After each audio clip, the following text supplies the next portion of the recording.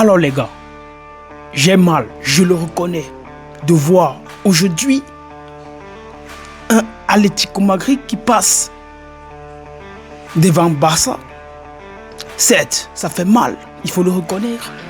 Mais Atlético a mérité cette victoire.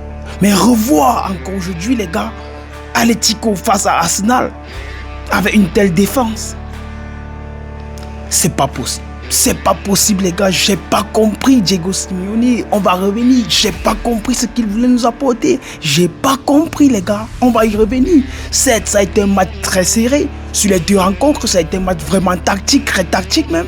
Et défensivement, les deux équipes sont vraiment assis, ils savent défendre, ils savent aussi se projeter dans la zone adverse, et voilà.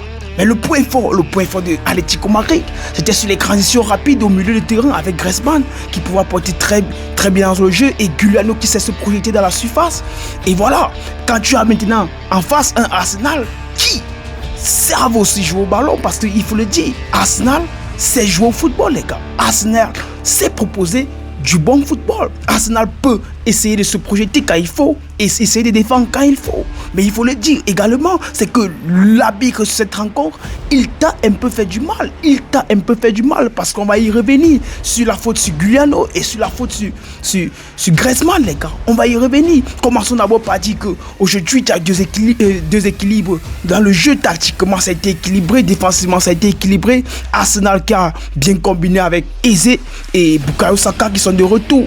Et le point positif sur Arsenal, sur la composition de Arteta ce soir, c'est sur Zubimendi et Nkapi. Nkapi, ce qu'il t'apporte dans le jeu, c'est très fort les gars. Sur les centres, en une touche, sur les appels dans le dos, Nkapi, c'est très fort ce qu'il propose. Declan Rice aussi également, sur l'apport qu'il te fait, c'est vraiment efficace les gars. Ça a été efficace et c'est là que tu as vu Arsenal être un peu plus à l'aise, étant donné qu'ils étaient aussi à domicile.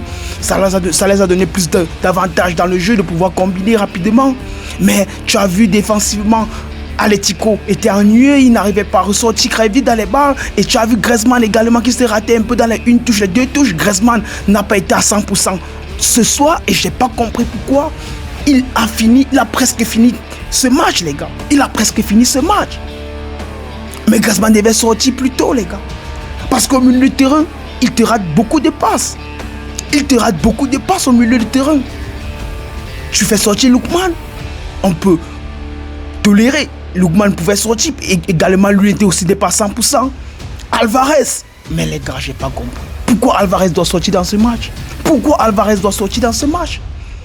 Tu fais entrer Sorloth, déjà il faut revenir en disant que Sorloth n'était pas en confiance, étant donné qu'il n'a pas beaucoup enchaîné de matchs. Il n'a pas enchaîné de matchs et tu donnes toute ta confiance. Tu reposes toute ta confiance, toute ton énergie sur Sorloth aujourd'hui qui ancre et il te fait un mauvais match. Parce que sur cette occasion de but, il doit marquer les gars. Il doit marquer et il se rate, il loupe. Oh Alvarez, dans le dernier quart, nous sommes tous d'accord, Alvarez, c'est un contrôle, frappe et but. Frappe et but. Alvarez, les gars, c'est pas un joueur qu'il faut enlever. C'est pas un joueur qu'il faut enlever. Il y a des joueurs comme ça que, même s'ils ne sont pas 100% dans le jeu, ils peuvent t'apporter du bien à la dernière minute, à la dernière seconde. Ils peuvent faire des différences. On connaît très bien Alvarez, avec sa qualité de frappe, avec sa qualité de passe. Il peut se retourner, un contrôle, frappe et but. Mais tu enlèves Alvarez. Tu enlèves Alvarez, qui pouvait tuer un match comme cela. Tu enlèves Alvarez. Et c'est là que je ne comprends pas Simeone. Qu'est-ce qu'il voulait nous faire? Diego Simeone s'est trompé. Pour moi, il s'est trompé là. Il s'est trompé là, les gars.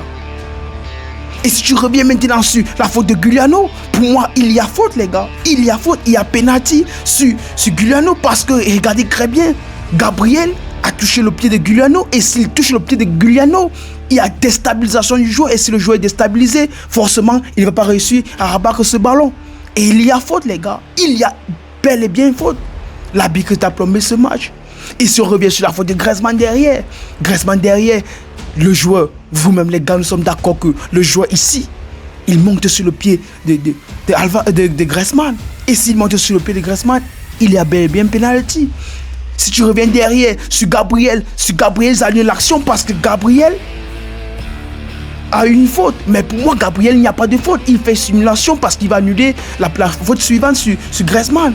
Pour moi, il y a faute sur Griezmann, les gars. Il y a faute tous les jours sur Griezmann. Et c'est là que j'ai dit, l'arbitre un peu, t'as ennuyé ce match. Il pouvait accorder ce penalty. Parce qu'il y avait bel et bien penalty. Mais, il faut le dire, Atlético a manqué vraiment d'efficacité dans leur dernier jeu. Ils ont manqué d'efficacité dans leur dernier jeu.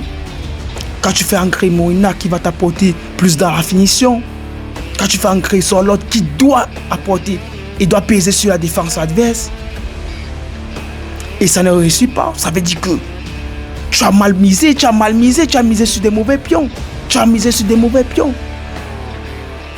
Et voilà. Diego Simeone ne se trompe pas encore une fois de plus. Tu élimines un Barça qui pouvait créer du danger. Pour ne rien faire après, ça devient compliqué. C'est vrai qu'on savait très bien que sur ce match, Arsenal devait prendre l'avantage à domicile. C'était un peu trivial et évident de voir que Arsenal devait arriver et devait se qualifier. Mais Atlético Madrid en face, ils n'ont pas répondu comme il fallait.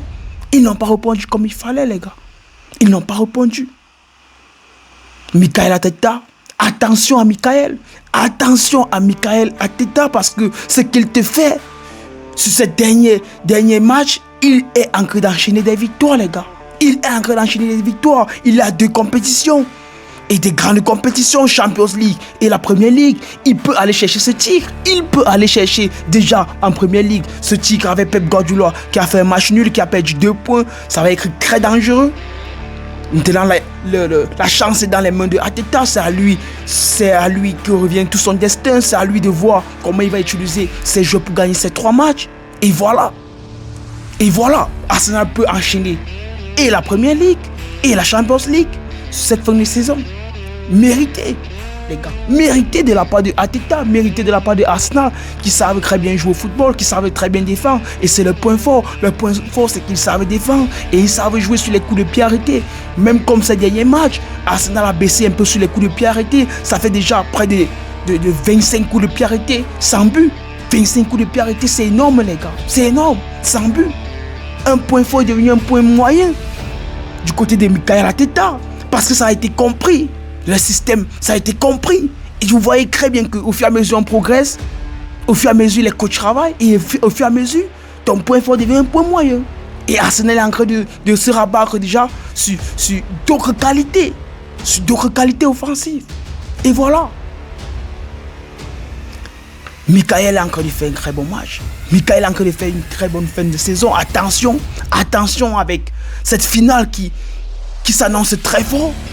Du côté de Arsenal aujourd'hui rejoint Budapest pour cette finale de Ligue des Champions. Arsenal aujourd'hui est en tête classement Premier League et Arsenal peut aller chercher ces 2 trophées encore. Ils peuvent parce qu'ils ont du potentiel. Ils savent défendre, ils savent attaquer, ils savent jouer quand il faut et tactiquement ils savent bien suivre les joueurs, les gars. Le marquage est respecté, les passes sont respectées, les créations sont respectées.